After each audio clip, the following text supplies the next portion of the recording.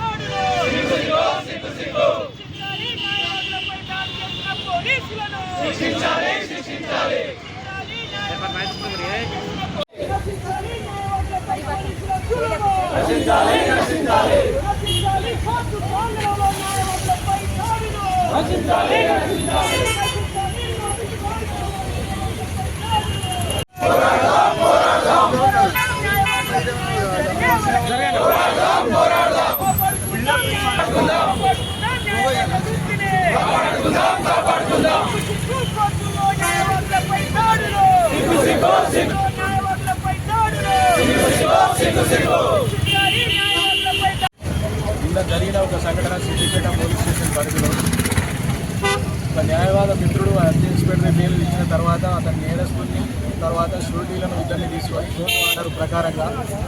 షూరిటీలను furnish చేసి అతన్ని తీసుకొని వద్దామనే క్రమంలో అతను పోలీస్ స్టేషన్కి వెళ్ళడం జరిగింది సిద్దిపేటలో. ఆ వెళ్ళిన సందర్భంలో అక్కడ ఉమారెడ్డి అనే ఏఎస్ఐ గారు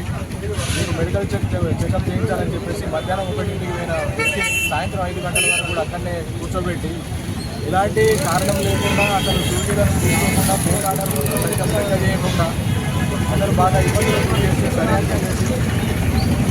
అక్కడున్న అడ్వకేట్ మెడికల్ టెస్ట్ ఎందుకుసారి ఇక్కడ ఆల్రెడీ ఆర్డర్ ఉంది కానీ డ్యూటీలు కూడా ఉన్నారు మేము పెట్టేసి వెళ్ళిపోతామని చెప్పేసి అంటే లేదు ఇతనికి మెడికల్ టెస్ట్ చేయాలని చెప్పేసి ఈ సంఘటన అంతా ఆ న్యాయవాది తన మొబైల్లో రికార్డ్ చేసి ఆయన గమనించి నువ్వు అట్లా ఎట్లా రికార్డ్ చేస్తామని చెప్పేసి అతని మొబైల్ని కింద వేసి పడేసి డ్యామేజ్ చేసి ఆ రికార్డింగ్ మొత్తం తొలగించే విధంగా చేసి అతనిపై కూడా అటాక్ జరిగితే అతనికి లెఫ్ట్ హ్యాండ్కు ఫింగర్కు ఇట్లా ఇంజూరీ జరిగింది. ఈ సంఘటన అంటే ఇట్లా దారుణంగా జరిగితే అదే కాకుండా ఆ న్యాయవాది పైన కూడా కేసు రిజిస్టర్ చేయడం జరిగింది. ఈ విధంగా పోలీసు వాళ్ళు ఈ రకంగా కోర్టు ఆర్డర్ను సైతం లెక్క చేయకుండా ఈ రకంగా చేస్తున్నారని చెప్పేసి అక్కడ జరిగిన సంఘటనలకు సంబంధించిన సిద్దిపేట న్యాయవాదులందరూ కూడా